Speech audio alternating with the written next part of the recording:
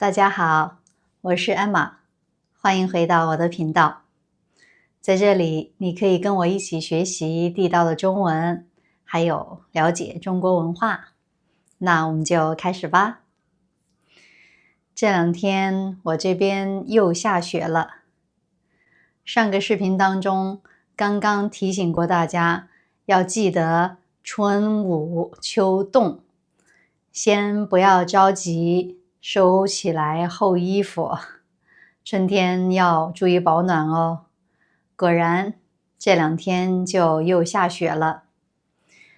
我这边雪下了1天1夜。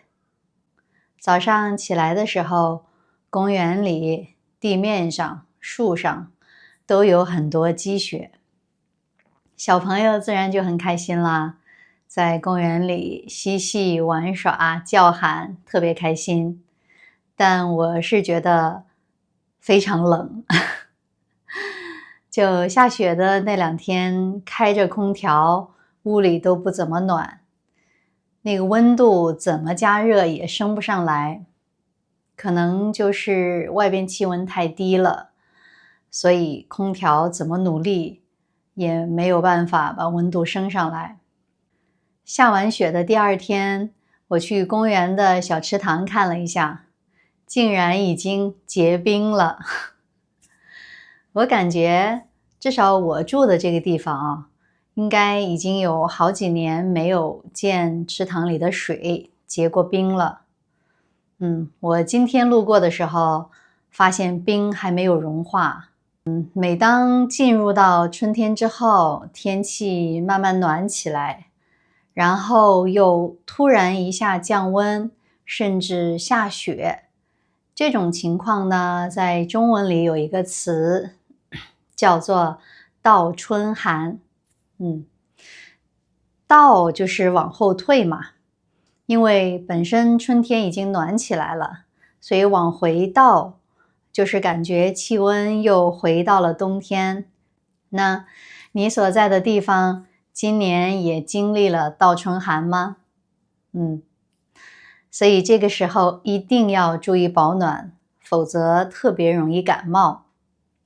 那就像最近的这个天气状态，明明已经春天了，但是出去之后，凉凉的空气不由得让你打了一个冷战，甚至缩起脖子。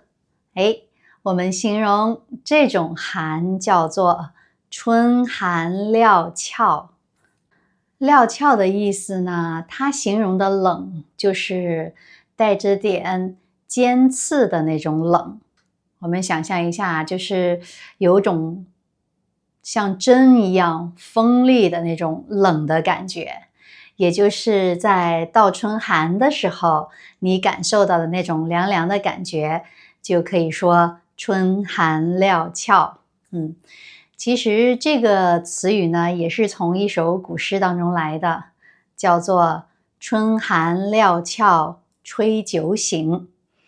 今年的气候据说是水火交战的一年，就是变化非常剧烈，一会儿冷一会儿热，所以先不用着急收起你的冬衣，肯定还有派上用场的时候呢。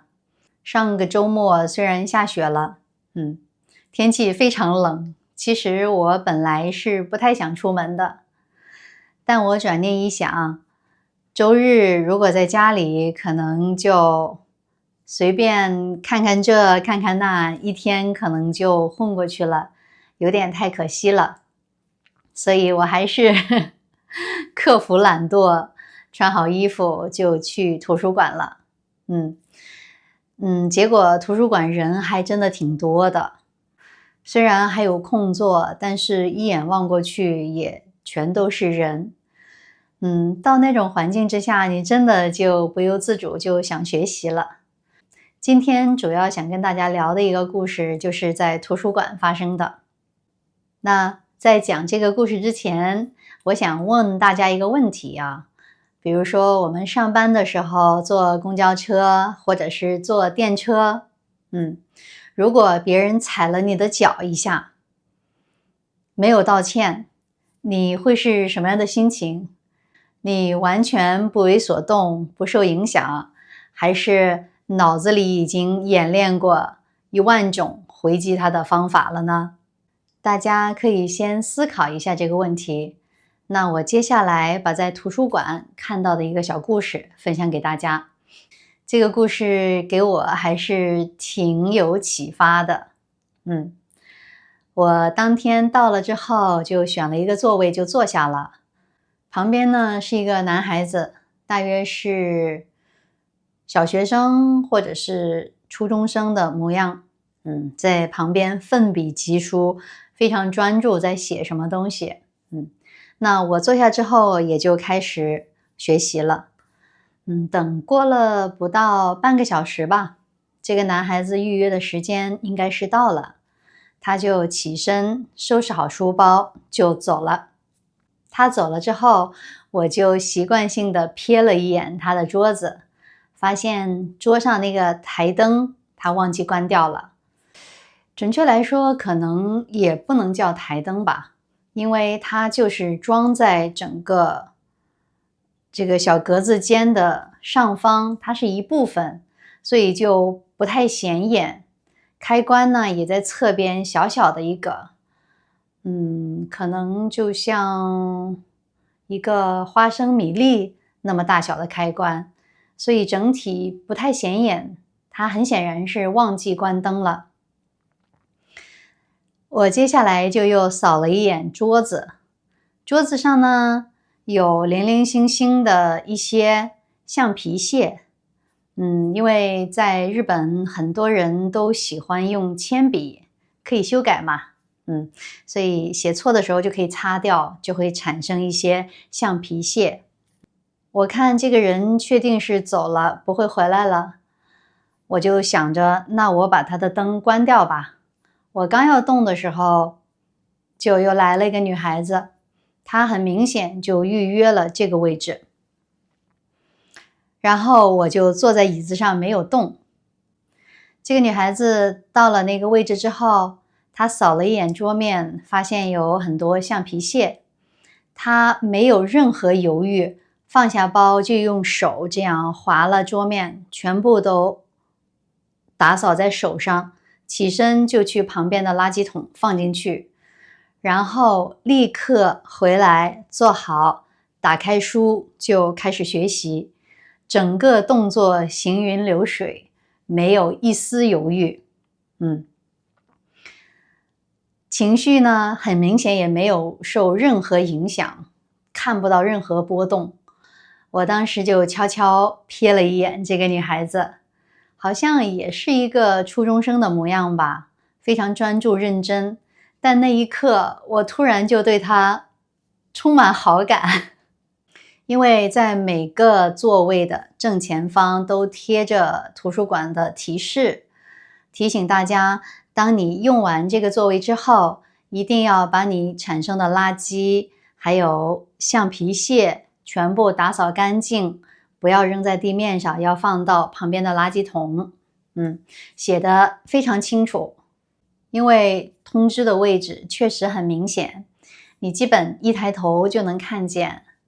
所以后边来的人看到桌子上有点点脏，那我觉得他如果有轻微的叹气或者小声嘟囔一句，我觉得都很正常，因为提示太明显了，明显到你一抬头就能看到。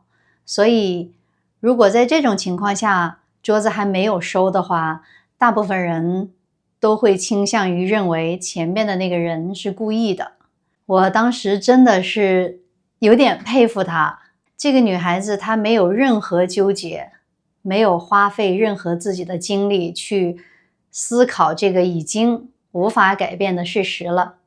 她接下来所有的精力都放在行动上，也就是如果这个情况已经定了的前提下，我就不会再为他浪费一丝一毫的情绪和时间。我要做的是来这里学习，所以有了这个清晰的目标之后，他整个情绪都没有被外在的事情所牵制、所影响。哇，我真的还是觉得挺佩服的。因为成年人的世界当中，可能就会觉得，规章制度都写得一清二楚、明明白白。如果你不遵守，那你肯定就是故意的。但是你看这个孩子的世界，他可能真的没有想那么多，他甚至都没有去追究到底是哪个人留下的。成年人的世界，我有时候真的觉得，可能因为压力多，或者是因为很多生活的琐事吧，把大家磨得好像已经少了一些纯真，多了一些世故。可能就会去怀疑、质疑对方的动机，甚至人品，继而产生情绪波动，对前一个人，即便没有见过面，但是看着留下来的这一堆垃圾，可能还是会心生厌烦，或者是从心里有不悦。但是这个孩子竟然没有，就那一刻我突然就觉得很美好，好像你从陌生人身上得到了一股力量，就是很积极、很乐观、很正向的去面对你所处的环境。中文里也有类似的表达，比如说覆水难收。覆的意思就是倒过来，或者是泼出去。所以覆水难收的意思就是，如果你把水已经泼出去了，那它是不可能再回到你的容器当中的。这也是劝大家，对于既定的事实，与其伤心难过，不如接受它，想想下一步到底该怎么办。还有一个类似的说法叫做木已成舟。木就是木头啦，木材。舟呢就是小船，也就是木头已经经过加工之后变成一艘小船了，那你是不可能再把它恢复成木头原来的模样的。也就是劝大家不要过度的沉湎在过去已经无法改变的事情当中，要接受现实，积极的想办法去做你可以改变的部分。我们在第三方视角，换句话说，当你不牵涉到这件事情当中，你去思考去看，你都会觉得这个道理就很简单呢，所有人都知道应该这样做呀。但是当你是事情的参与者，或者说你是那个受害者的时候，那个时候心态就会发生变化。所以那个女孩子，我觉得她可爱的地方，让我觉得很温暖、很治愈的地方，就在于她小小年纪没有被这些事情所牵引，就非常明确，我来这儿是学习的，这个环境如果跟我预期的不一样，我就稍花时间去打扫，把它打造成我想要的环境就可以了。至于是谁把它弄得糟糕的，或者说我应该怎么做才可以出气，其实跟你最初的来这里学习的目的是没有任何关系的。换句话说，如果你被这么多细枝末节不重要的事情牵制你的注意力，影响你的情绪波动的话，那你接下来学习的效果肯定也是大打折扣的。那回到刚刚的问题，在公交车上、地铁上，如果有人踩了你的脚却没有道歉，你还会为这个事情产生情绪波动，甚至生气吗？还有开车的时候，如果对方强行加塞插队，你还会非常生气，想要给对方一些颜色看看吗？对方的行为有问题，这个是既定的事实，你当然有权利生气。但是我们确实也有更好的方法，就是要想清楚我今天出行的目的是什么。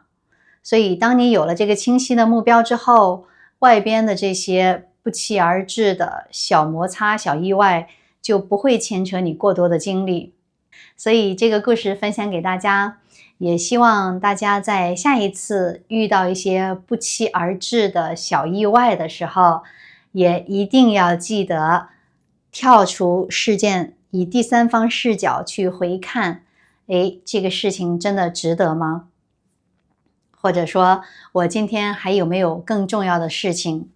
还有就是一定要记得，我们的精力是最珍贵的，我们一定要把它花费在我们认为最重要的事情和最重要的人上边，不要被无关紧要的人或者事情所影响。互联网上也出现一个新的词，叫做幸福者退让原则。据说这是心理学上的一个词，意思呢也很简单。当你觉得情绪失控，开始要跟对方鱼死网破，甚至同归于尽的时候，你一定要停下来思考一下。如果你有爱你的朋友、幸福的家庭，你有体面的工作，那你一定要记得你是那个更幸福的人。那对方可能已经是走投无路，甚至一无所有，为点小事就愿意以命相搏的人。所以因为一件小事情而发生冲突的时候，你要记得退让。因为两个人真的同归于尽的话，你付出的代价是远远高于对方的。因为对方本来就孑然一身，什么都没有嘛，无所谓了。他甚至觉得活下去都没有希望了。但是你不一样，你有一切让你幸福的人和事情，所以在这种情况下发生冲突，一定要主动避让。我们可以让对方一点，不重要。所以这个就是幸福者退让原则了。当我们跳出事件本身，转换一个角度去看待所发生的冲突的时候，你肯定就非常清楚应该怎么做了，就不会因为一点点忍让就会觉得心里有点不平衡感。